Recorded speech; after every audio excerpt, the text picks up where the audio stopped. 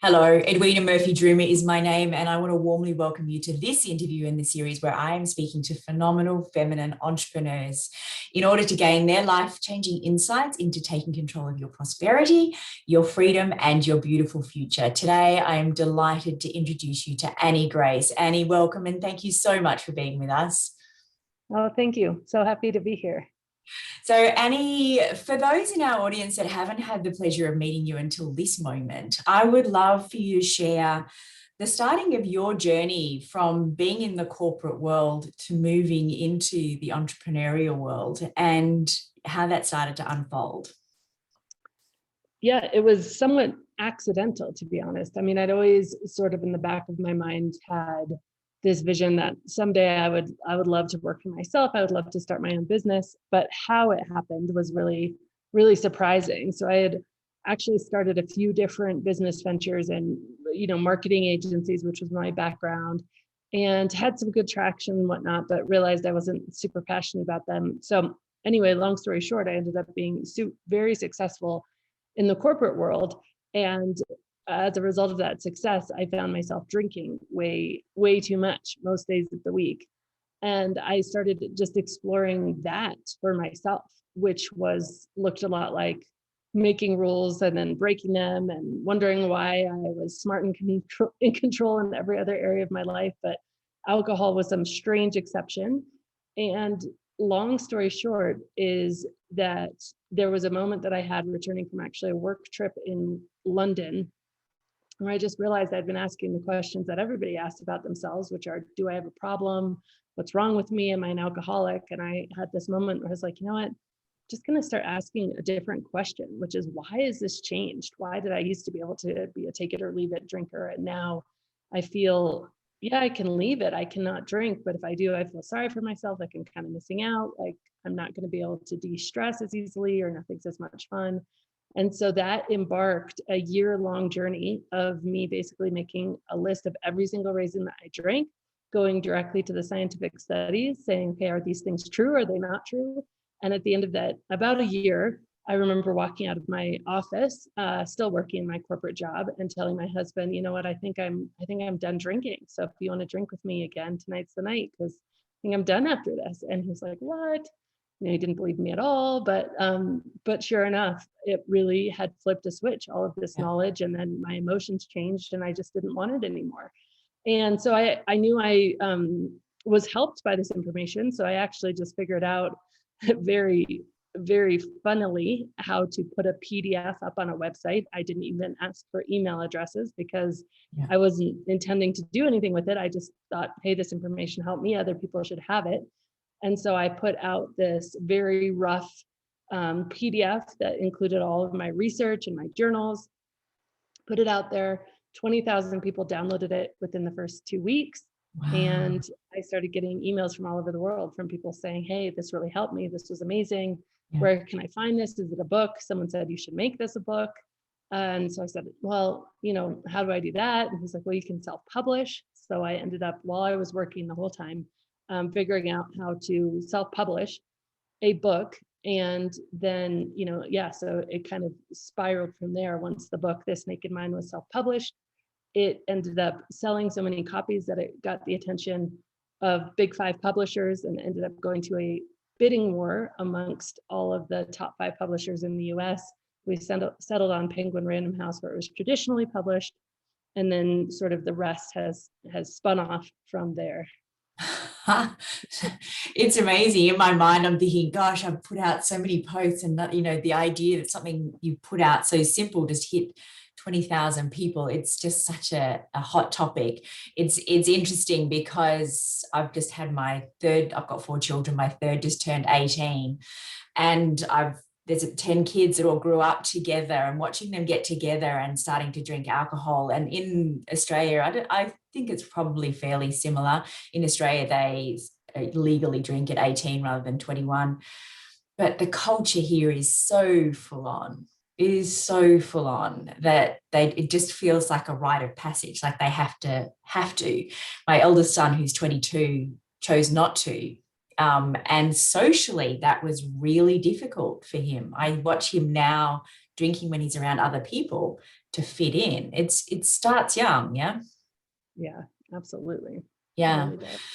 So I imagine that it took enormous vulnerability to sort of share that first part of your journey publicly. I'd love to hear more about that, and what you needed in order to take that plunge. Yeah, it was really interesting because I don't know that it actually took that much vulnerability in the beginning, because my perception was not that I was broken or had a problem. My perception was that I had discovered something new about this substance that we all ingested as normal, Yeah. that, gosh darn it, people should know, because I wish I would have known. And Yeah. so I was feeling very much on the opposite side of it. Like, gosh, I'm not the one with the problem anymore. I'm not drinking it. Yeah. That being said, that is not how the world necessarily reacted to it. And so then I had a few years of, and for two reasons, I'd say, first of all, people, I think we as human beings, we need to put people into boxes in order to better understand our own experience. And I didn't fit in a box traditionally. So I wasn't a quote alcoholic who needed to get sober and go to AA, but I wasn't also just someone who was drinking regularly. And so when I said, I'm just not drinking and I just feel better, and people would ask me, especially at work, they were like, you weren't the one we were worried about. You weren't the one who was, doing X, Y, and Z. Oh, wait, why are you not drinking? And it was very uncomfortable for people. Yeah. And then very uncomfortable for me, because I started to try to accommodate and say, okay, well, maybe I should be in this box over here, or maybe I should be here. But then equally, the entire sort of sobriety recovery community didn't know what to do with me either. So here I am thinking we're all on the same team, we're all just not drinking anymore. And a lot of people took issue with some of the facts in my book. They took issue with the idea that, I pretty much say with very good scientific basis that there's really no such thing as alcoholics. And that's just a term that's sort of legacy and is no longer correctly used and is actually doing more harm in our society than good. And the amount of pushback I got from that was off the charts and blindsiding, because I didn't realize I had stepped into something that was so hotly debated, or, I was so removed from all of this, just really navigating my own journey. So the vulnerability, I wouldn't say came at first. I didn't feel this huge sense of vulnerability putting my work out, to those first 20,000 people. Yeah. It really came later. And it was crippling. I mean, I think it was really crippling in some ways. I'd find myself, in tears or unable to do stuff. I remember we regularly conduct what I call an alcohol experiment, which is just a challenge. And I remember one year I was like, after January, I was like, I just can't do it. I'm just done until I tell y'all on my team that I'm not done anymore, because I'm just I was so spent and I was so out. And so that navigating all that has definitely been interesting. Yeah. You've got in the book, you've got an interesting method for overcoming what I call the shame gremlins. Can you the ACT method? Is that something that you came up with, or is it your own? Yes, it is my own. So ACT is just really 3 steps, and they're 3 really simple steps. Awareness is the first one. And so it's best to just kind of hear what the words are saying in your head. You want that drink at the end of the day, and the words are saying, well, if you can't have it, how else are you going to relax? It's relaxing. Or, things aren't going to be as much fun if you're not drinking, or nobody's going to take it well. They'll all be frustrated with you. And whatever those words are, really capturing and writing down those words. And there sometimes can be oodles of them. Then going back and finding the most painful ones, starting there. And then the C stands for clarity. And that's asking yourself 2 questions. When I believe this thought, how does it make me feel? And how does it make me behave? And so when you run it through that filter of how does it make me feel and behave, it's really important to do that part before you try to change whatever thought or investigate that thought. Because like a candle, the first time a child would touch a candle flame, it might look beautiful and orange, but then you touch it once and you're never going to touch it again, because your brain now knows, oh, fire is painful. And so you don't have to worry about kids around candles after that first time they touch one. our brains are very similar. If you show your brain the pain of that thought or belief, it is really amazing how much it can just naturally let go of it. And then this third step was heavily influenced by a woman named Byron Katie. And it's a turnaround. So the turnaround is, okay, what is a thought that you could believe that's different? So if you have a thought that you're starting with, which is like, you know, everybody's going to reject me if I don't drink. Yeah. And you run that through the clarity. How does it make me feel? Well, it makes me feel really apart from everybody. It makes me feel really lonely. How does it make me behave? Well, I feel like I just shouldn't even go anyway. I mean, what's the point? I already know how they're going to act. You show yourself the pain, and then you have to come up with a turnaround that you really believe. So it can't be nobody's going to reject me, or everybody's going to embrace the fact that I'm not drinking, because your brain just calls BS on those thoughts and says, no, that's not true. But if you find something that's like, you know what? I don't know how people are going to react necessarily, so I'm open to experiencing it. And so how does that make you feel? Okay, there's possibility, there's hope. And how does it make you behave? You probably show up and you get a little more data for this experiment of life, and you say, huh. And so it's sort of that process throughout every thought, and really help unwind the beliefs that you have. And in the book, I do it with science as well. So if there's something that's like alcohol, you know, relaxes me, then the clarity I really provide in terms of the science that shows no, alcohol actually releases stress hormones, including cortisol, in your body. The net effect of alcohol is to pour gasoline on your anxiety and to make it much, much worse, and to increase depression, and sort of cite all these studies, so that clarity part gets a little more meat in the book when I can provide the science. Yeah. The ideas that our thoughts aren't real is something that didn't come into my radar until just a few years ago. And it's, you know, I talk about now, our beliefs are either, you know, the ball and chain around your ankles, or the seeds that bloom into a beautiful life. It's all very flowery. Everything I talk about is flowery because I love flowers. But it is, having that understanding is amazing. I love the way that you talk about it with the clarity, grabbing hold of those thoughts and saying, well, is it true? And curiosity, using curiosity to come up with a different possibility. Yeah, love it. I feel like I wanted to go back to, you touched on, after doing an alcohol experiment challenge, you got to the point where it's like, I don't think I can do this anymore. Obviously you went back to it. And I feel like on this entrepreneurial journey, my experience has been, you almost can't do it when you're on purpose, or it's something that you're so pulled towards. Of course, we get exhausted sometimes and need to step away from things. But has that been your experience, that you almost can't not do this work? Yeah, for sure. It definitely calls. And I heard someone describe this really well. It's like, you know, that fire that's inside of you when you get really passionate about something, and you see a place in the world that you think you could make a difference. Yeah. That fire, if you don't let it out, it will consume and burn you from the inside. And I know that's kind of graphic, but I found that to be really true. Yeah. And you can sort of mask that. I think addiction, it's interesting how over drinking, overeating, smoking, you know, even drugs, how intertwined they are with what a good friend of mine, Alex Sharfin, calls the entrepreneurial personality type. Yes. And these things are so enmeshed, because the same aspects of seeing a better way, of desiring to get it out in the world, and balancing that with the intense inner critics that are always present, all of that stuff can very much lead to an incredibly successful entrepreneur, or into incredibly problematic relationships with anything that overstimulates dopamine, right? And so it's amazing how intertwined those two things can be. Yeah, absolutely. Have you found that people are using what you teach for other addictions other than alcohol? Yeah. Yes, much. Yeah. So there's been all sorts of places that people have used it for food, for sugar.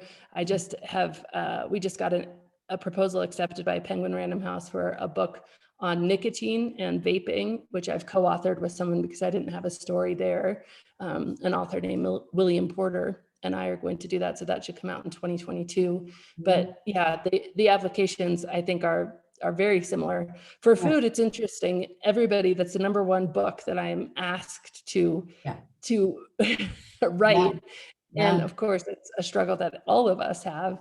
And I'd say for food, I think intuitive eating has been the approach that I would liken most to this Naked Minds approach. However, intuitive eating does fail to take into account that there are chemically addictive aspects to certain foods.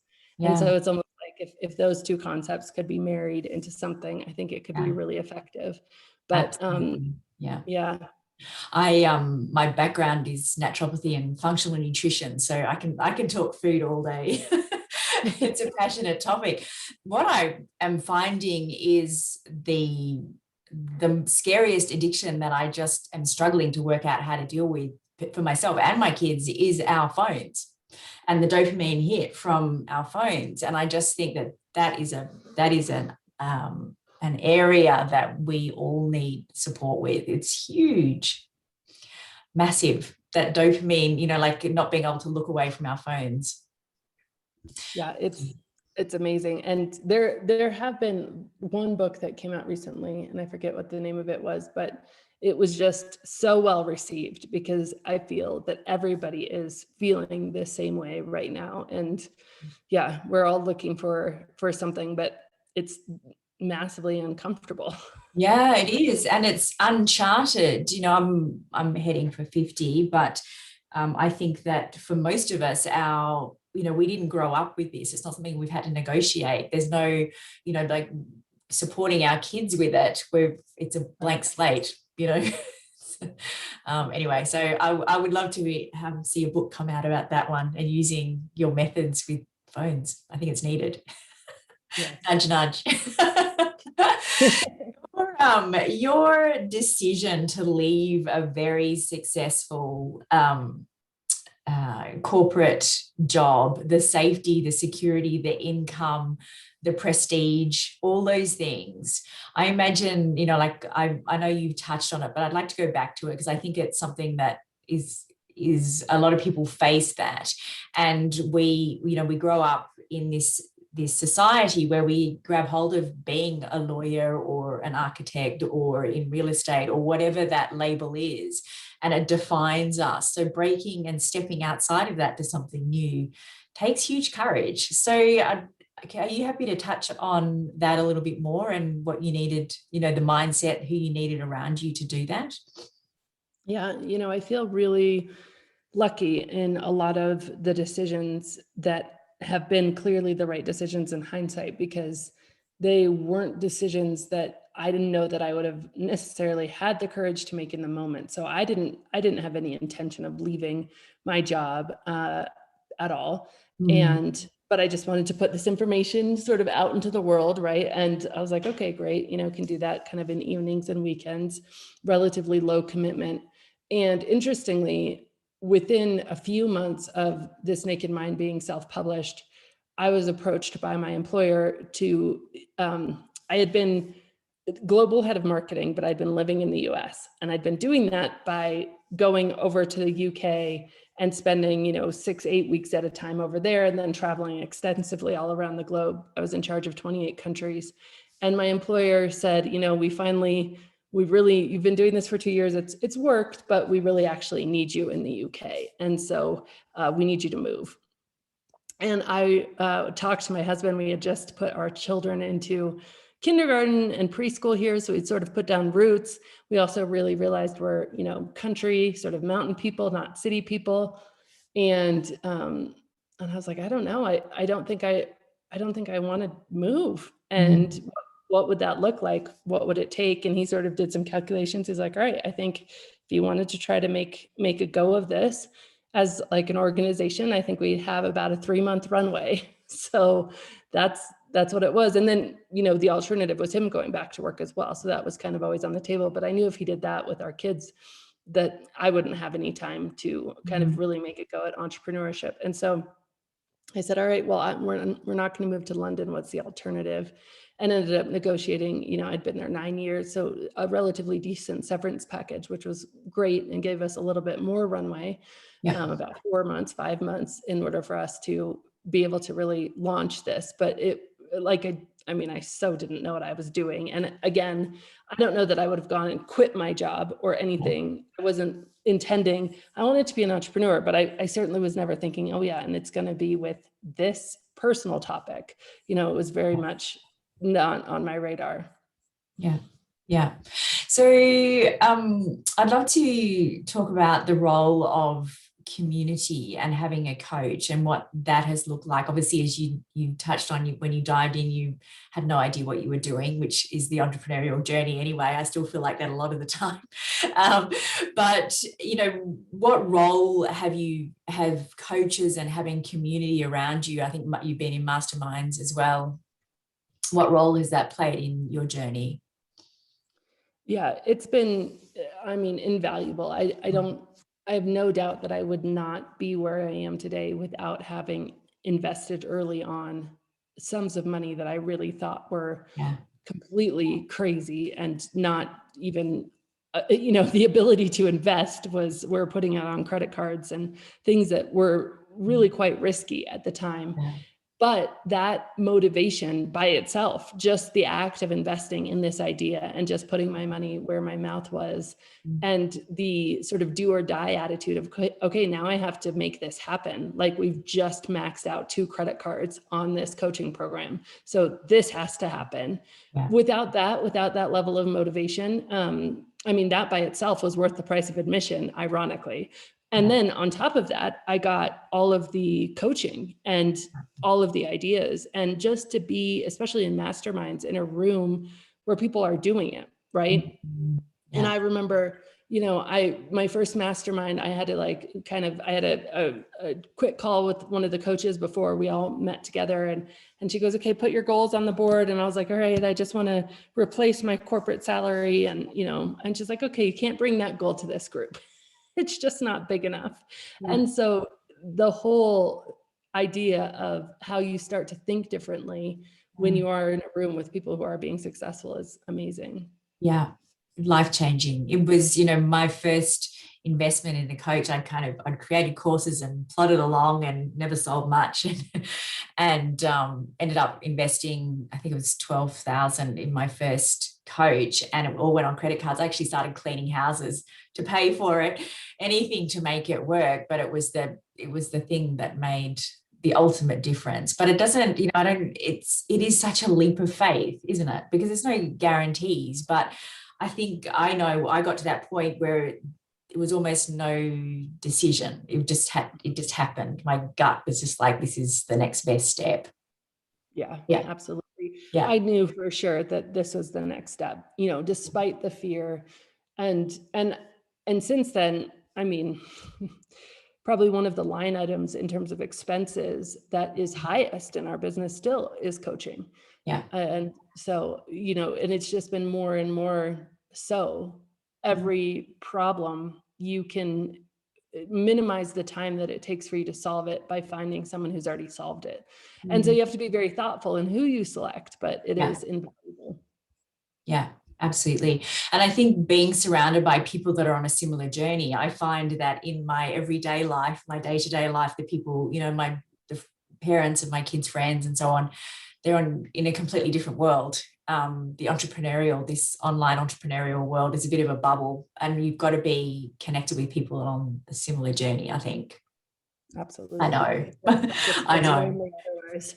Yeah. And it is, getting outside of your own head, I think is the key. Having somebody that can interrupt the thoughts that aren't serving us. It's amazing. So I made a couple of notes from what you wrote in the book, and one of the things that really grabbed me was your what lights you up is the connection between ancient wisdom and science. Loved that. So can we go there? What is that? An example of what that looks like? Yeah, absolutely. So,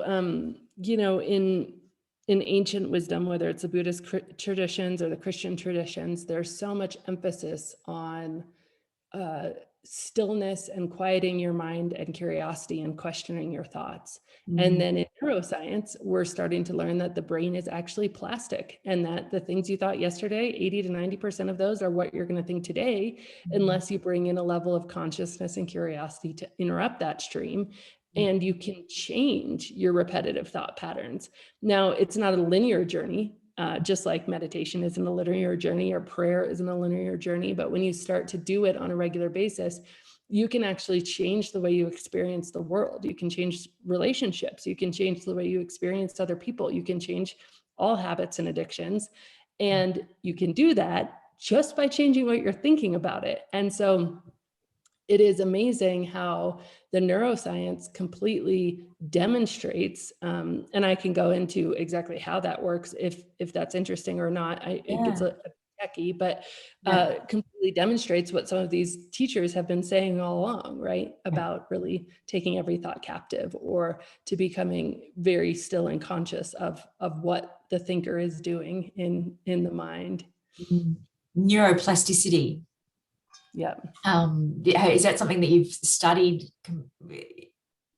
Yeah, so a lot of different sources, but one of the ways, one of the easiest ways to think about neuroplasticity specifically is that thoughts are made up. Like, what is a thought made up of, right? So what is a thought? And a thought actually is a electrochemical reaction. So it has an aspect of electricity, and it has the aspect of chemistry.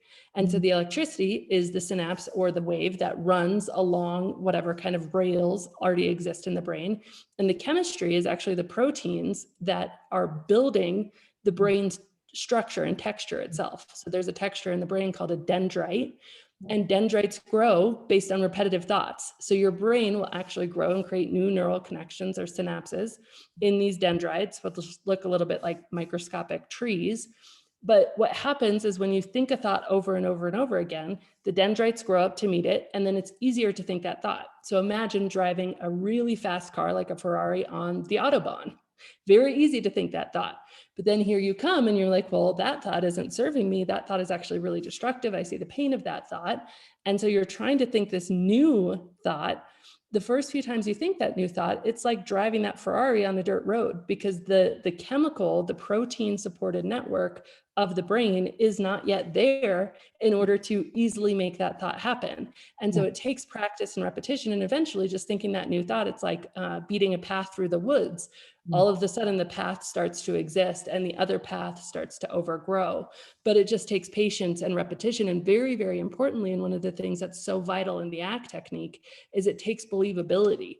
If you are trying to think a thought that you don't believe, even if it's on a subconscious level that you don't believe it. So say you want to say, I'm not successful. And then you want to counter that with a thought that says, I am a success. And you're trying to repeat that thought and think that thought. That whole process I'm talking about isn't going to work if at some level your brain is telling you, even subconsciously, that you don't believe you're a success.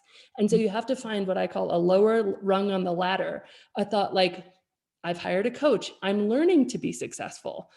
Other people have been successful. Success is possible for me. And that's a thought that your brain can actually sink its teeth into and create new pathways around. Whereas Dr. Caroline Leaf, she's a neuroscientist out of South Africa, she says to force a thought into your brain that is untrue for your brain, it creates neurotoxicity, which will never create that natural, smooth highway of the thoughts patterns we aim to create. So yes, it all gets very scientific very quickly, but all of that you can find in ancient texts. It just said in different ways, which is so cool. It's fascinating. It kind of undoes the fake it till you make it, doesn't it? Yeah.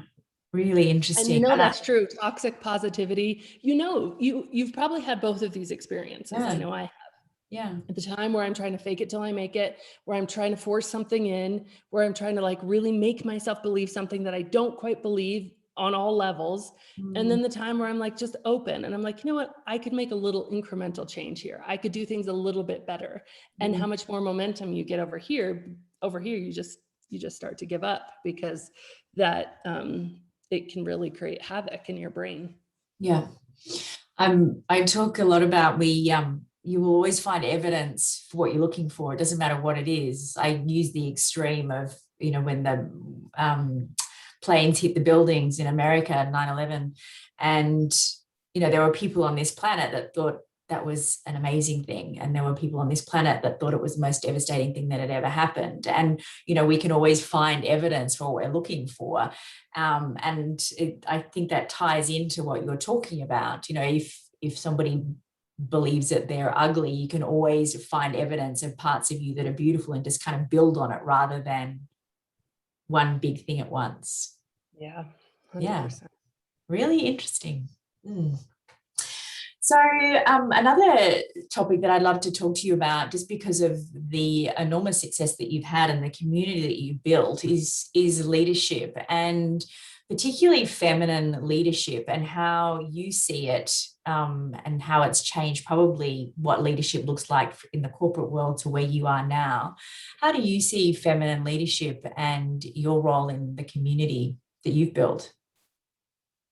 It's interesting. I think, I see leadership in general, and this absolutely applies to feminine leadership as well, as the act of being able to take and quiet the anxiety in a system.